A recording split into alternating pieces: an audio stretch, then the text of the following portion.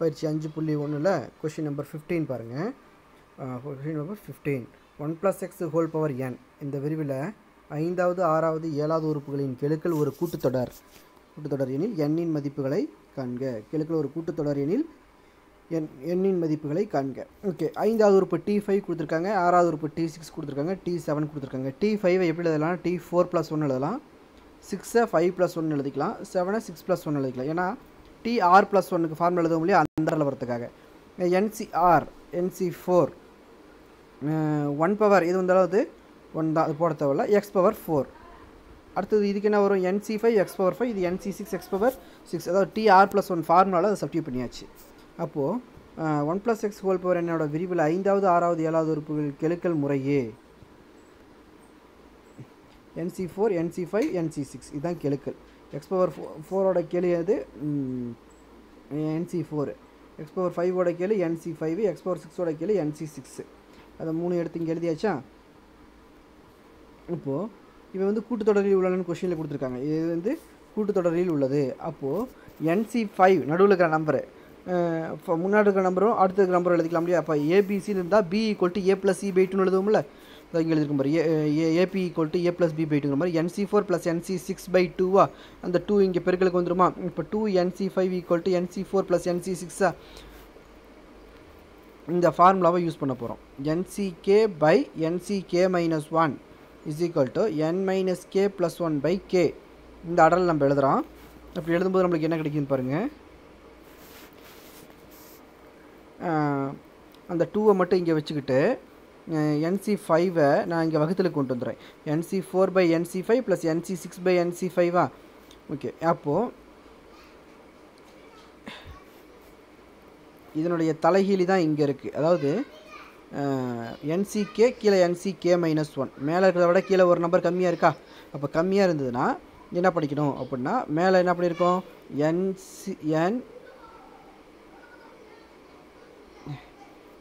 k + 1/k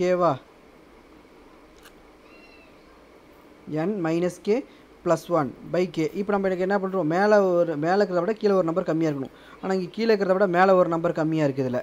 அப்போ இதை தலைகீழாக போடணும். கேவோட வேல்யூ மேலே, கேவோட வேல்யூ இங்கே எவ்வளவு?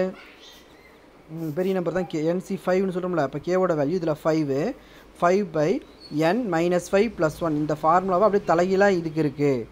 இதுக்கு நேராக இருக்கும், ரெண்டாவது டேமுக்கு நேராக இருக்கும், அது ஃபஸ்ட்டு டேமுக்கு தலைகீழாக இருக்கும். இப்போ 5 என்னோட வேல்யூ என்ன தான் மைனஸ் கேவோட வேல்யூ 5 ப்ளஸ் 1 ப்ளஸ் இதுக்கு அதே மாதிரி n - 6 + 1/6. இந்த ஃபார்முலா யூஸ் பண்ணி போட்டாச்சு. இதில் கேவோட வேல்யூ 6. ஓகேவா? இதில் கேவோட வேல்யூ 5, இதில் கேவோட வேல்யூ 6. எது பெரிய நம்பரோ அதான் கே. ஓகே, அதை வச்சு தான் போட்டாச்சு. அப்போது 5/n - 4 + n - 5/6 என்ன = 2 தானே? அப்போது இது ரெண்டுக்கும் குறுக்கு பெருக்கல் பெருக்குனா மீசி மைனா ஒரு 6 × n - 4. அந்த 6 × n - 4 இங்கே கொண்டாந்தாச்சு. 6 × n - 4 ஆல்ரெடி அங்கே 2 இருக்கனால 6 × 2 × n - 4ன்னு போட்டாச்சு. இங்கே இருக்கிறத குறுக்கு பெருக்கல் பெருக்கிக்கணும்.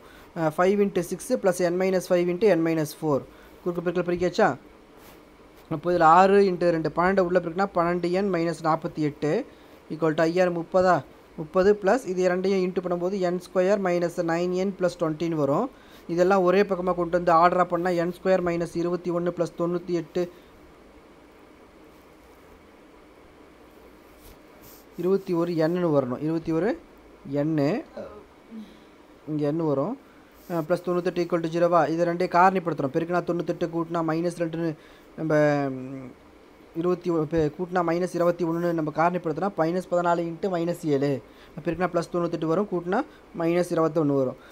அப்போ n - 14 n - 7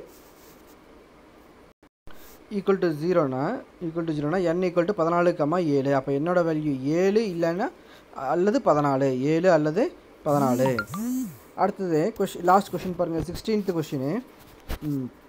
c02 + c12 + c22 + etc.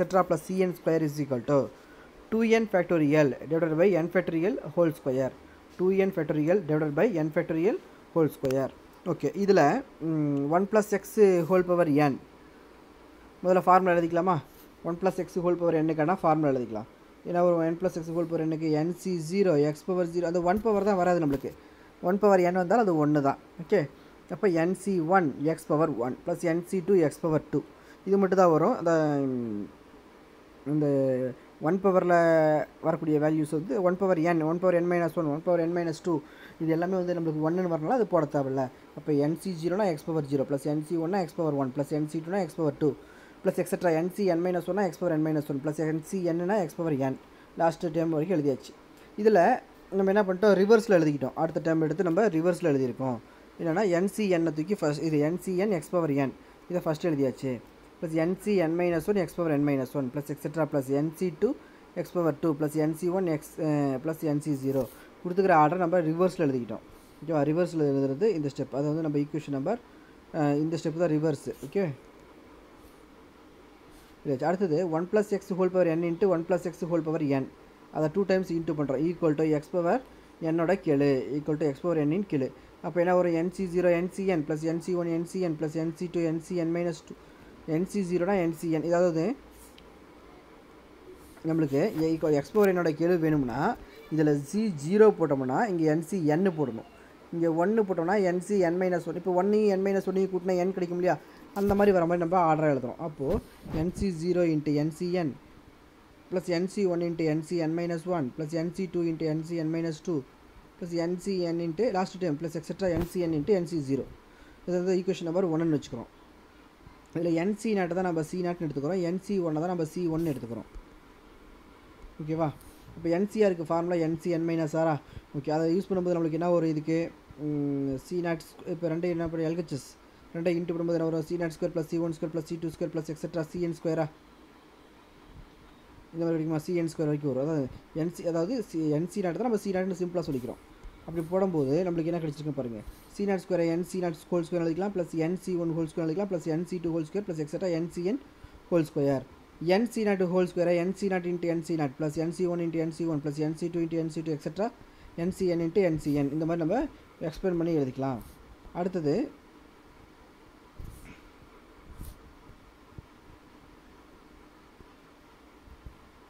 இப்போ வந்து என்ன பண்ணியிருக்கோம் nc0 ncn - 0 இந்த ஃபார்முலாவை இப்போ தான் யூஸ் பண்ணுறோம் நம்ம ncr ஃபார்முலா இந்த எண்ணிலேருந்து இந்த 0வை மைனஸ் பண்ணோம்னா ncn - 0 அதான் n - r ஃபார்முலா யூஸ் பண்ணியிருக்கோம் அப்போ nc1 ncn - 1 plus nc2 ncn - 2 ncn ncn - n அந்த மாதிரி நம்ம மைனஸ் பண்ணி எழுதிக்கலாம் இந்த ஃபார்முலாவை இப்போ தான் யூஸ் பண்ணியிருக்கோம் ஓகே நெக்ஸ்ட் ஸ்டெப் என்ன பண்ணியிருக்கோம் இது ncnக்கு ஈக்குவலாக nc0 ncn plus nc1 ncn - 1 plus nc2 ncn - 2 plus etcetera ncn nc0 வந்துருக்கா ஓகே இப்போ நம்ம என்ன பண்ண போகிறோம்னா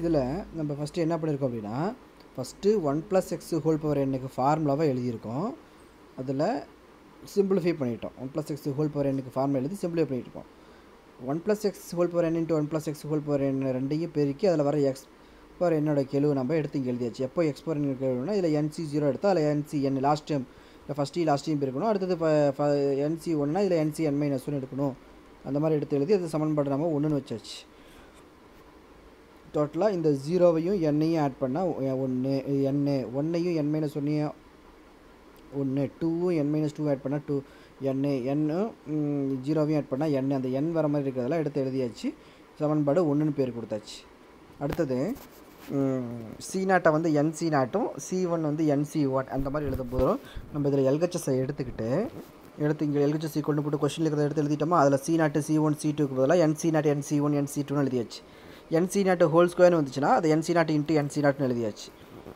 nc1 whole ஸ்கொயர்னா nc1 into nc1 எழுதியாச்சு இது மாதிரி n வரைக்கும் எழுதியாச்சு ஓகேவா இதுக்கப்புறம் இப்போ தான் இந்த ஃபார்முலாவை ncr ஃபார்முலாவை யூஸ் பண்ணியிருக்கோம் அதாவது nc0 அப்படியே இருக்கட்டும் இந்த ncr ஃபார்முலா இப்போ இந்த இடத்துல யூஸ் பண்ண போகிறோம் இதில் இருந்து இதுக்கு வரத்துக்கு nc0 ஃபஸ்ட்டில் இருக்கிறது அப்படி இருக்கட்டும் அடுத்தது ncn - 0 ப்ளஸ் nc1னா ncn - 1 இந்த மாதிரி எல்லாத்துக்கும் எழுதியாச்சு அடுத்தது அந்த 0 விட்டு nc0 ncnன்னு எழுதியாச்சு n - 0வை nன்னு எழுதியாச்சு அடுத்தது nc1 ncn - 1 nc2 ncn - 2 இதே மாதிரி எக்ஸட்ரா ncn ncn - n 0 வந்துடும் இல்லையா இது அப்படியே வச்சுட்டு இப்போ எல்ஹெச்எஸ் எழுதுகிறோம் 1 + x whole power n 1 + x whole power n விரிவில் எக்ஸ் பவர் என்னோட கெழு அப்படின்னு சொல்கிறதும் அது எதுக்கு equal 1 + x whole power 2n விரிவில், ஏன்னா இதுலேயும் பவரில் n இதுலேயும் பவரில் n இருக்கா, அப்போ 1 + x ஹோல் பவர் 2n விரிவில் x பவர் n கேள்வின்னு சொல்கிறது ரெண்டு ஈக்குவல் தானே.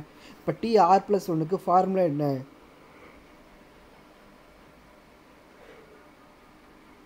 NCR a power n minus R b power r. இதில் இங்கே ஏவுக்கு பதிலாக 1, பிக்கு பதிலாக எக்ஸு, என்னுக்கு பதிலாக 2n. இந்த ஃபார்முலா அப்படி தானே இருக்குது. 1 + x ஹோல் பவர் 2n தானே இருக்குது. 1 + x ஹோல் பவர் 2n வருது. ஏவுக்கு பதிலாக 1, பிக்கு பதிலாக எக்ஸு, என்னுக்கு பதிலாக 2n இருக்குது. அப்படி போடும்போது என்ன வரும் நம்மளுக்கு, NCR 2NCR, ஆருக்கு பதிலாக ஆர் தான். ஏ வேல்யூ அளவு 1 இங்கே இருக்குது பாரு, a value 1, 1 power n minus r 2n minus r, என்னுக்கு பதிலாக 2n போட்டுக்கணும்.